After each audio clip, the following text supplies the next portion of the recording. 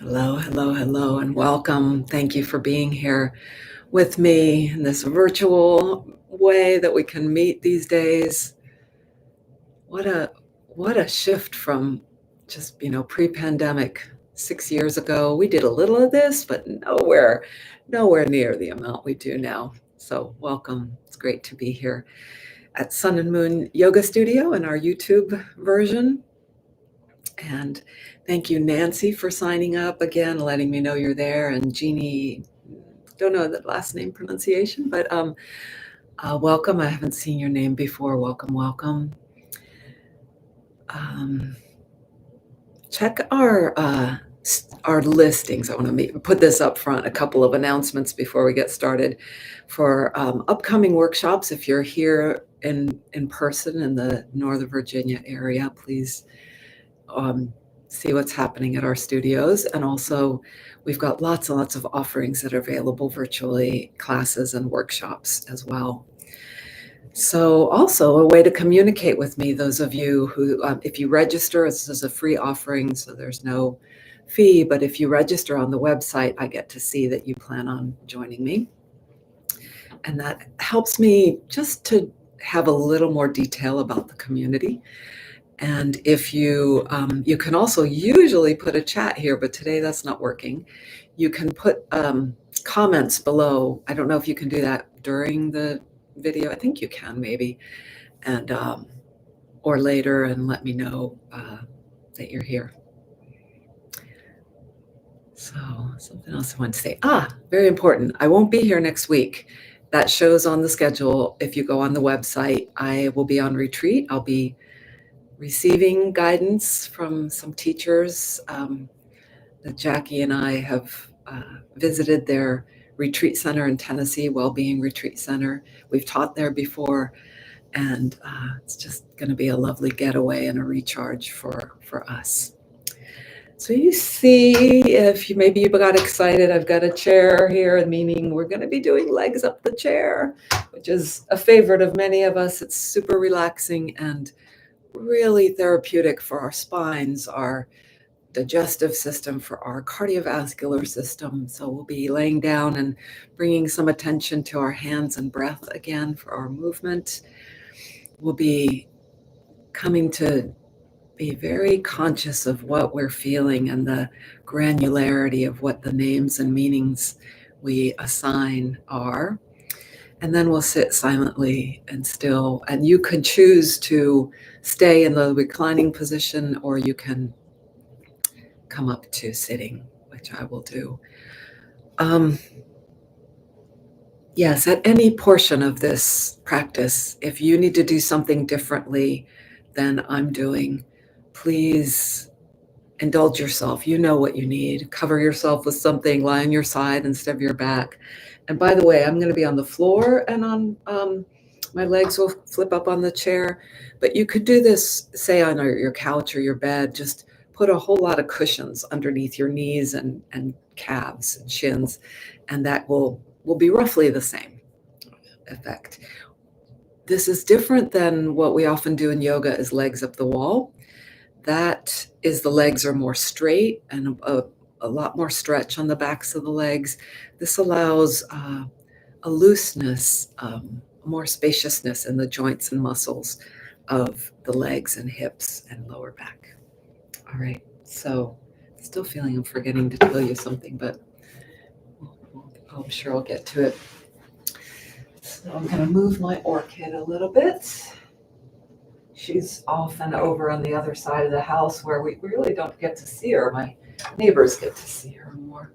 All right, so what we do to get legs up a chair, or you could put legs up at the couch, legs up onto a hassock, something that's about the length of your knee to foot. And sometimes if your chair, this chair is a plastic, it's pretty soft, but if you have a really hard chair, you might want to put a towel or a blanket on it. So you sit close to one side of the chair, the front side, because that'll allow us to roll onto our middle back and be more centered. So I actually sit with one of my butt cheeks a little bit up. So I'm leaning on the right and the left one is up, or you might be vice versa. And then you just lie down along that line of the edge of the chair and then roll onto your back. And then the shins come up on the hassock or couch or chair. If you've got a chair, you also may need to navigate where your toes are, that your feet can be comfortable, that no part of the chair is impinging on, kind of eating into your ankles. There you go. Or your back of your knees, that is just comfortable. And check, do I think you can see me in that? You don't really need to see me, but it might be helpful if this is new to you, to setting up. And then you can just let your hands, I'm going to let my hands rest on my belly, and my lower belly and upper belly. You could let your arms be out at the sides. And just arrive before tweaking this too much more. Just feel this orientation of your body to the space, to the ground.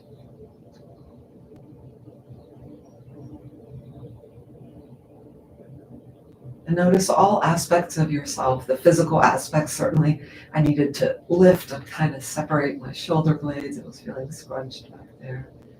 So you might just nestle yourself however you need to. And so we're on this threshold from whatever you were doing before this. Maybe you were on a walk, a pleasant walk, and your mind wasn't maybe too busy, maybe possibly enjoying the gardens in your neighborhood, just the feeling of movement. And in this area, we just walked around, we walked around 8:15. It was starting to get hot in the sun, but there was a little breeze and the shade was nice.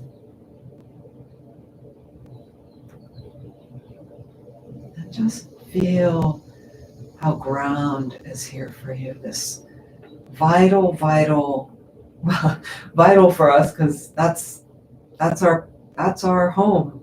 We live on the ground. We're not, for the most part, we're not floating up in the sky, except we're on an airplane or a helicopter or parasailing or jumping off a diving board. And let your body receive the ground, and you might feel the release that happens through your shoulders, through your neck. You might even roll your head gently side to side. The release that happens when the body knows how fully the ground is here for it.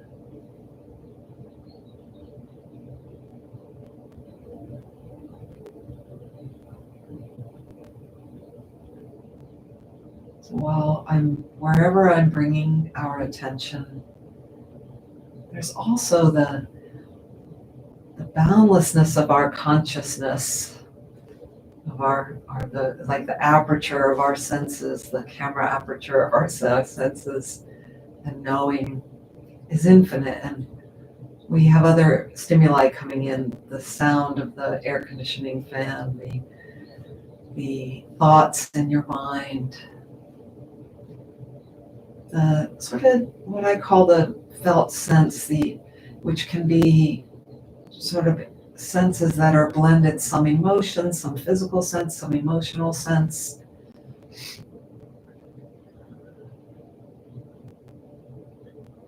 You might even sense, I just noticed there's sort of like a activeness around my eyes, but you might even relax that. I'll try to remember for myself to not next week, because I won't be here, in 2 weeks, bring an eye pillow to our practice, even if you can't really use it sitting up, but it would be really wonderful for me right now as my eyes feel like really on. So actually, if you'd like, without an eye pillow, I can use my hands, the palms of my hands lightly, place one palm on one eye with the fingers coming diagonally up to the forehead, and then the other palm lightly. So you're not pressing the palms, but the center of the palms creates a little cup, Bring the thumbs close to the side of the hand. The sets of fingers cross over each other. And this little bit of darkness and light, just the weight of your hands. You don't have to be pressing, but the weight of the rim of the palms creates like a little heavy blanket for the eyes and face. So much going on in our lives, in our world, just the care of self, of home, of meals, of clothing for your work, for your leisure, all the things, not to mention health appointments. And then making time for social things and the effort and the care that goes into those, so many things. Even the fun things can start to stress us out.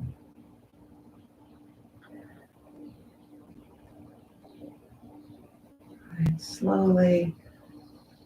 Well, let's stay here a little bit longer. We can imagine that we're gently looking into this deep darkness that is in front of us without opening our eyes, but just looking forward, far into the distance,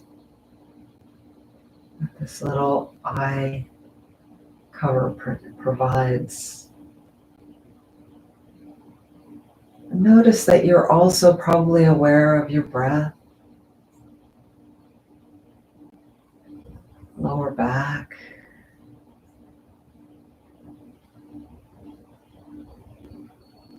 And begin to slide the hands. Already light is coming in a little bit more, but keep the fingers together as you slide the fingers over your eyes, but they're together. But now I see sort of a redness, not a black. And then very slowly begin to separate the fingers, and light will come in slowly so it's not too jarring. I hope my sound is good. Sometimes when I'm, for some reason, I'm on the ground, the sound is not as clear. I'm just gonna look over to see something on the screen. Stay where you are and just allow the light to be here.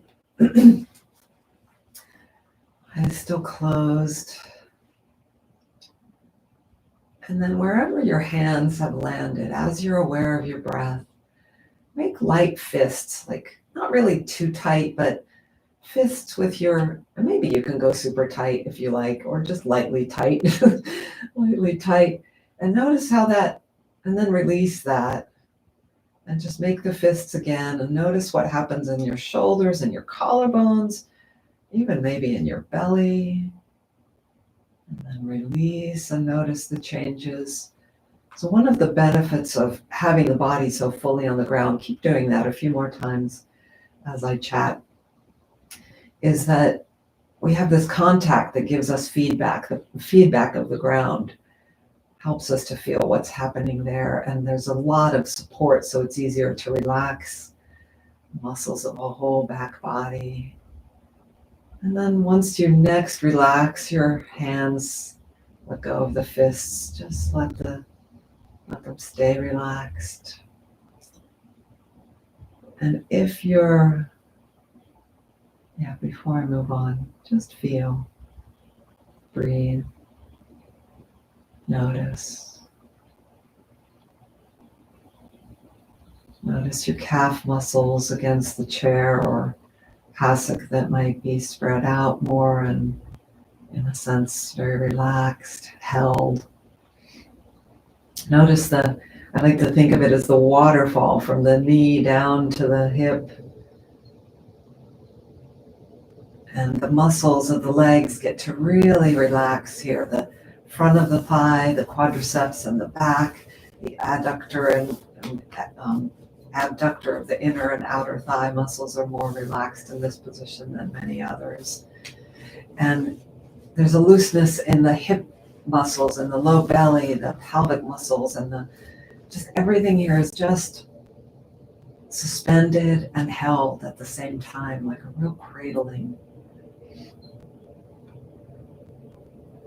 I was told by my teachers that with having the legs up like this, the heart is something in the cardiovascular system. I don't know if it's the pump of the heart that doesn't have to work quite as hard to recirculate the blood. All right, now if your hands have been in a face down position and a palms down, just notice that and slowly shift the hands to palms up. And if, like for me, the whole orientation of the hands, arms has changed. So come to a place where you can easily be palms up and then turn palms down with little motion. Just feel, so very slowly we're shifting between, like we did between fists and no fists. We're now shifting between palms up and palms down. And linger in each of the landing places as the palms are up. And stay up and just let the hands be relaxed so they're kind of cupped. They're sort of like little satellite dishes. You don't have to be like extended arm, just relaxed at the wrists, elbows. And then palms down. Something changes in the shoulder and the upper arm, in the back and the torso of the body, the back, sides, and front.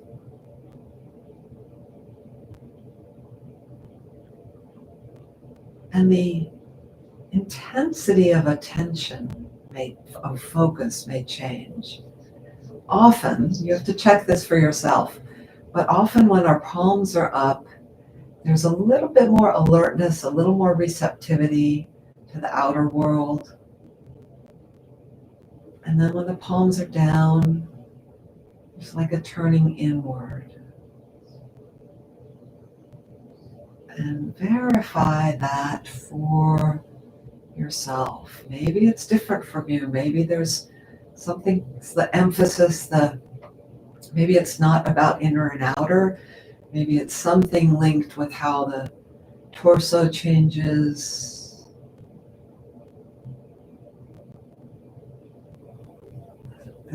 All the different intersections of the joints are different. Okay, and then that investigation, let that go. Let's do one more. I just need to grab my timepiece here. Yeah, one more. Let's have a hand on the heart and a hand on the belly, palm down.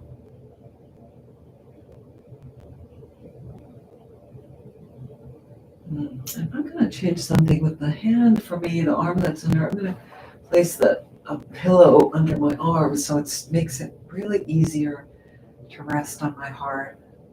I didn't mention this today, but it's good to have shawls, a few blankets, blocks, pillows, something nearby as props. You never know what may turn up as I'm teaching. There's a plan, but there's also a serendipity that happens. So let's imagine that we're listening to our body and our breathing.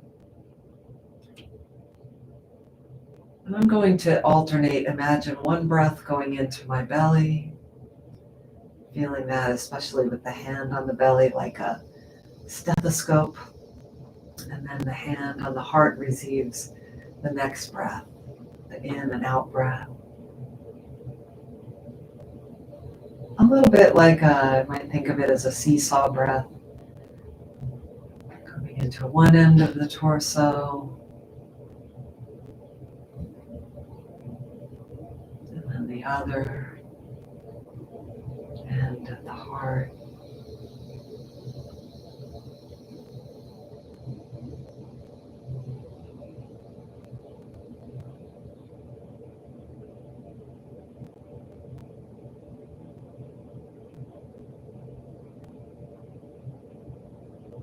Breath into the belly hand, one breath, full breath in and out as the heart breath monitors, listens.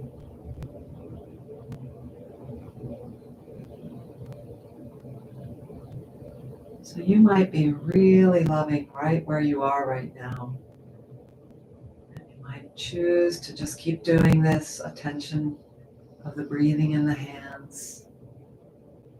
Or you might, like what I'm going to choose to do, is let the hands release now and just in this transition be still for a moment, resting the hands anywhere nice.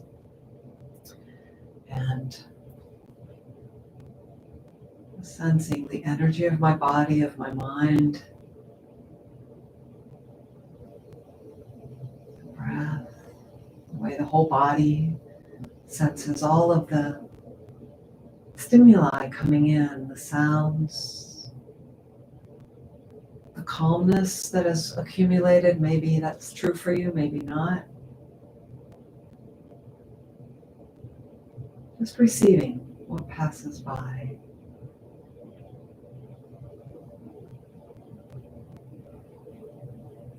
And I'm going to roll to my side, bring my knees closer into my chest. Roll to my side. Even you could rest on your side for a minute. That's really nice. A very supported place. And you might think, oh, I like it here. Maybe I'll be here for the still portion. Or you can push up with your arms.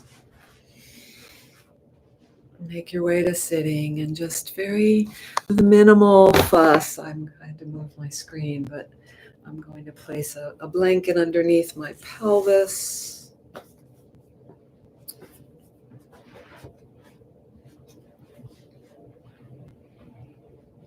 So I'm just kind of setting up for the next place what you'll choose for our 7 minutes of stillness.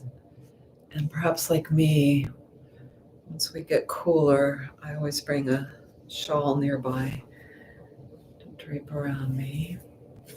And so we're re-arriving. If you're still with legs up the chair, you just are continuing what you're doing. You can let the hands change position if you like.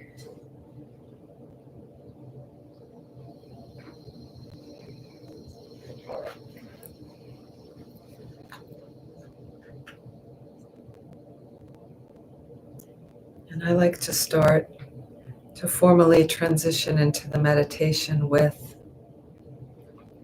a bow, sometimes a bell as well, but for today, a bow, as the bell doesn't come across too well. And then we set our position and more fully arrive again. We can arrive again and again, however often transitions are needed, however often there's an intentional transition or a coming back from a distraction.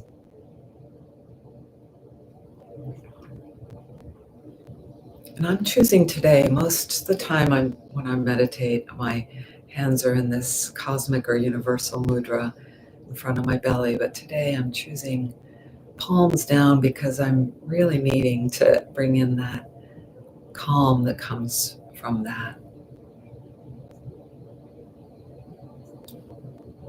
attention inward.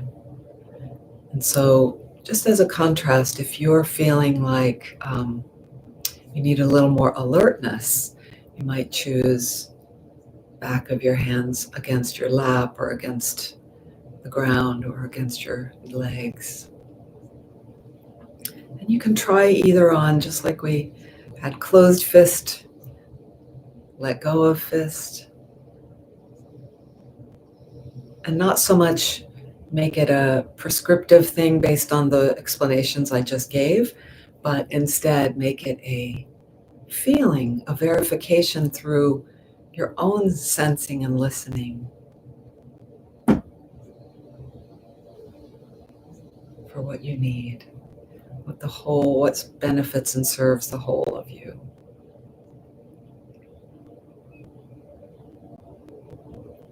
So again, check in with the availability of ground, as if to let the body, all the body from the head through the mouth and throat and heart and breathing muscle and belly, pelvis and legs. Relax down into the knowing of that steadiness of ground.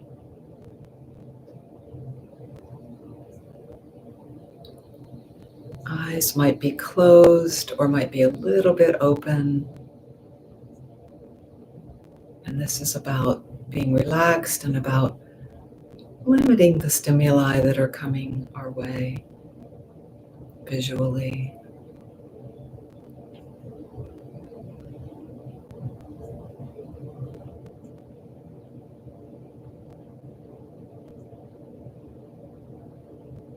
And you might, I don't usually do this for myself in meditation. I'm tarnishing a little bit. I'm adding in a different practice at the beginning here of the silence and stillness of this question I like to ask myself, or maybe a different question is pertinent for you today, is what bubbles to the surface of significance. And my question is, what brought me here?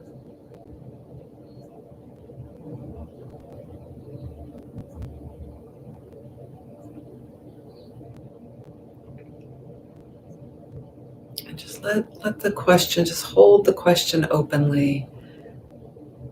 Entertain any of the answers that come. Provide this audience of listening, unhurried. And really, while I said this is a different practice, this is really very similar to what we're doing as we're sitting, doing nothing in stillness. And it's partly to point to all the things will be happening. The thoughts, the sounds, the emotional reactions, the physical sensations.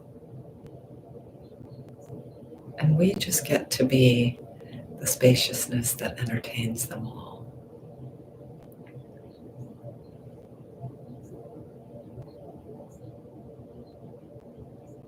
Letting them come and go.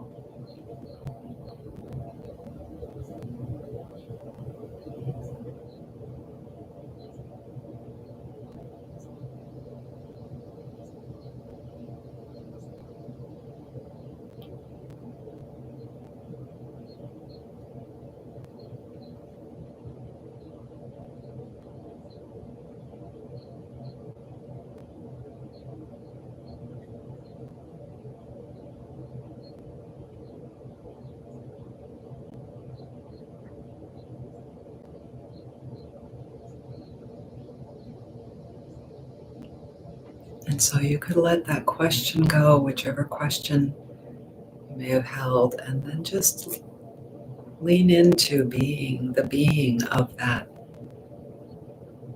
boundless, spacious awareness.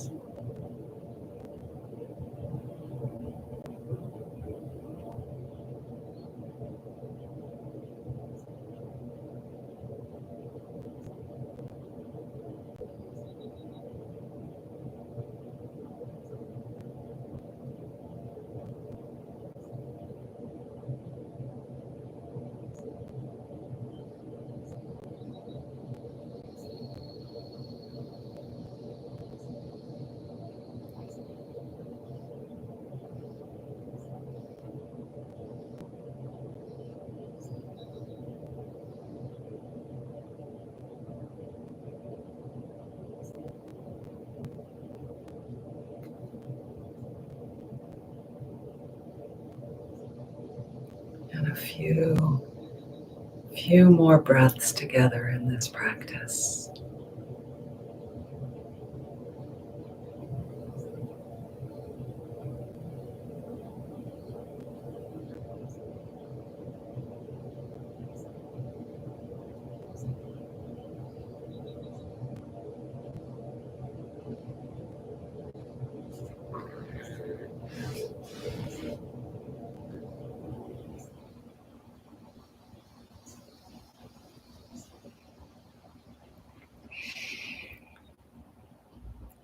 And even if you choose to sit longer, bring your palms together at your heart now. And we just close this chapter of our day together. And then if you choose, you can go right back into meditation for longer. Or we choose, as with along with me, we'll make a transition to the rest of our day. But just linger for a moment in this threshold.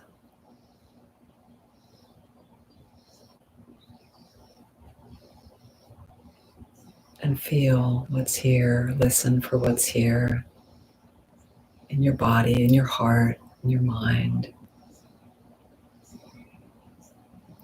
So I dipped into my book by Byron Katie today, A Thousand Names for Joy.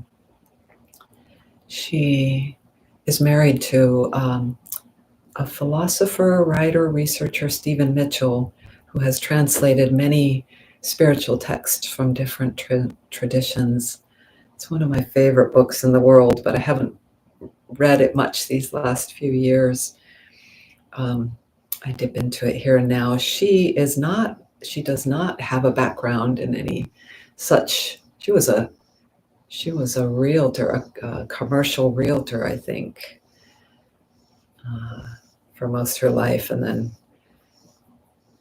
dire depression and addiction circumstances caused a fairly sudden awakening in her at a halfway house.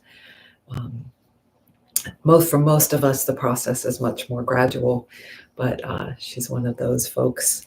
Anyhow, what she did with her husband is he read her the verses of the Tao Te Ching. I can't remember how many there are, but it's a famous text from China, right? From China, I think. And yes, and she they wrote down her version of what that meant to her.